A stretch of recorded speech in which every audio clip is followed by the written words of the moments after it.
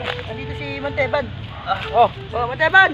bakit? Ano nangyari? Ano ko sana sa'yo, papakonsulta ko sa ito eh. Bakit? Ano ba nangyari niyan? Yun eh. Nasakit. Sakit lang siyang kahapon pa to eh. Aba, ba't ano bang nakain mo? Marami akong sari-sarin kinain ko kasi sandaan. Kaya pala. O, ganito. Gagawin mo.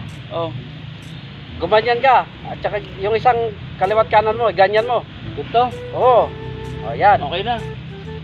Yung isa, ipasak mo sa bunganga mo. Mga ako. Oo, yung isa sa puwit mo. Ito. Oo, yan. O, ano pakiramdam mo? Walang ipik ng teban eh. O, ganito. Baliktarin mo siya.